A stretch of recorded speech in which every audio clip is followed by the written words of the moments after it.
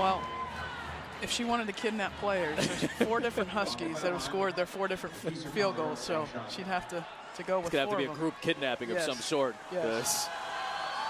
UConn has assisted on every basket so far. That's the worst thing that's happened for UConn so far, the Collier free throw miss. 9-0 start for the Huskies.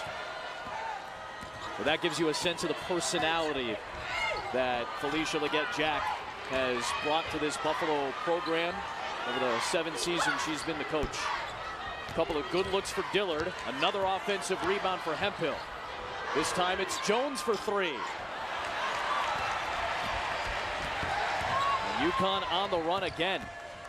Samuelson fouled and 1. What a start.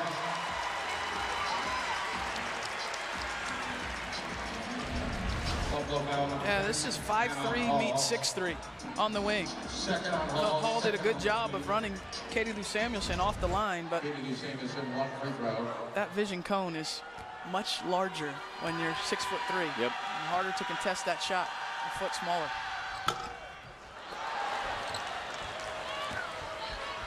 And Samuelson missed 4 games with that back injury against Houston in early March. Looked sharp for the most part in her 22 minutes on Friday in the first round. Hemphill lost it. Another Buffalo turnover, their 5th. What a pass by Dangerfield to Collier. This is beautiful basketball from UConn. Turnover number 6. Williams to Samuelson in traffic. Walker pops it. Collier the rebound and the stick back.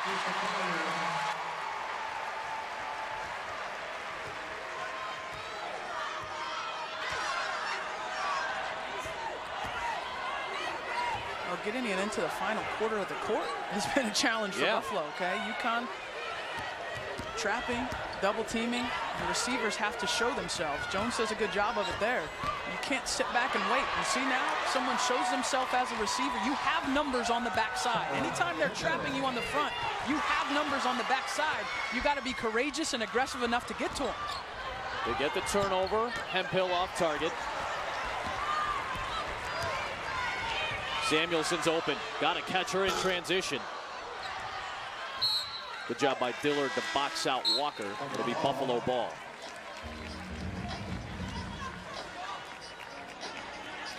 Everybody offensively needs to be on high alert when there's trapping going on. Right. You don't just say, okay, well, she's getting trapped and I'm just going to stand over here and hide. It's not hide and seek. It's not good if they can't find you. Right. Buffalo brings a good 3-point shooter on in Courtney Wilkins, a senior from Melbourne, Australia.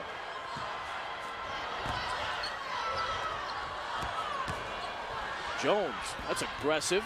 Just could not connect.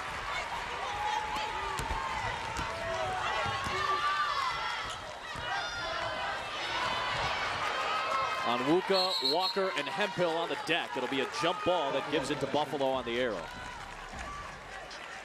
One of the storylines tonight is Katie Lou Samuelson and Napheesa Collier playing their final home games, where they have rocked a 93-game home court win streak, the 2nd longest in NCAA history behind UConn.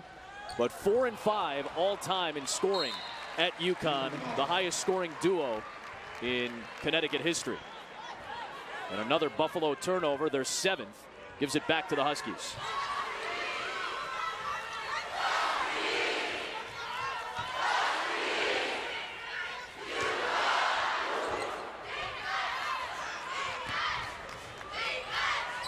Here's Williams for 3. The development of Williams and Walker in particular has been huge for UConn as of late.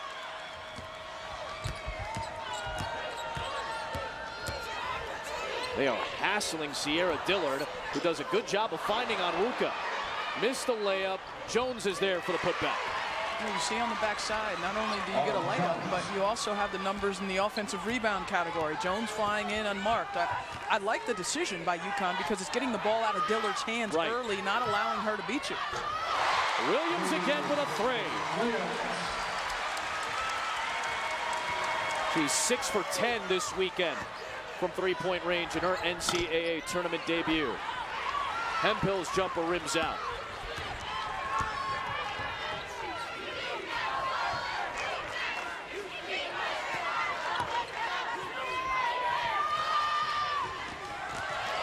Walker splitting defenders and scoring. A confident-looking shot.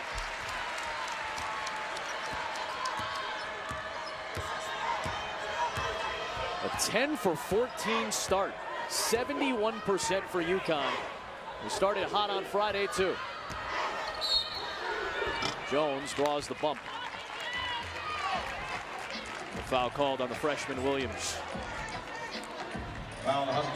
UConn coming off a season-high 15 three-pointers. They shot nearly 60%, and they assisted on 3 out of every 5 buckets against Towson in the first round.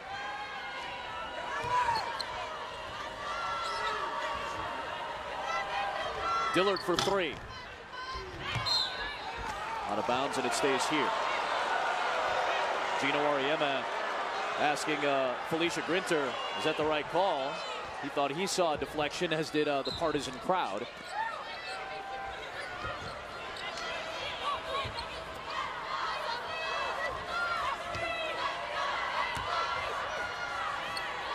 Sierra Dillard, second leading scorer in the country this year behind Iowa's Megan Gustafson, hasn't really been able to get a shot off. 3-second violation. 3-second violation against Buffalo. We mentioned Katie Lou Samuelson got hurt on March the 2nd against Houston. There was a really rough stretch, including that game, into the tournament where they weren't shooting well. With Samuelson back, everybody's shooting well. Right on cue, yep. Almost. Good look. And Walker with the offensive board, missed the layup. But and that makes sense for a lot of reasons, not just because she's making shots to add them to that percentage, but her presence on the floor is giving everyone else more time to get those three-pointers off. And they've shot the lights out. I mean, 53% from beyond the arc. It's probably dipped a little bit with that Katie Lou Samuelson miss, but they've been shooting the lights out these 2 games here in Storrs during the NCAA tournament. Collier travels. Dillard gets on the board for Buffalo for their first points. So the way UConn's playing defensively, and they're mixing it up, I think they're doing a terrific job of keeping Buffalo off balance offensively. Dillard really has to be the trigger person to start the offense. Hall is too small if they come with that double team. And so that puts her in a decision-making role every single time down the floor. Brittany Morrison in off the bench. Couldn't get the stick back. And Collier finds Williams in transition. Into double figures, the freshman.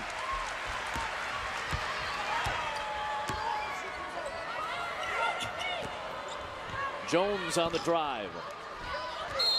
Samuelson grimacing a little bit as she went into the air for the rebound. And a little bit of a concern with Katie Lou just because of that back injury that kept her out for 4 games. She's kind of rubbing at the lower end of her back. You said it the other night, it's the contact, the physicality that you have to get used to again after an injury, and that's seemingly what Samuelson is in right now. Well, I think when people talk about being out for an extended period of time, you think about, you know, your lung capacity, right? Yeah, because sure. you haven't been running up and down. No matter what workouts you do, there's nothing like game preparation, but it's also being hit while you're running, okay? That makes it much more difficult. We got a little blood right now for Summer Hemphill. Bleeding from the nose, and the athletic trainer Megan Lassie will patch her up. Hemphill is a beast. She averages a double-double on the season. A career year as a junior for the Buffalo native. Substitution. 30, Marissa Hamilton. So Marissa Hamilton, who did not play in the first round, the sophomore from Great Valley, New York, will have to check in as Hemphill gets patched up.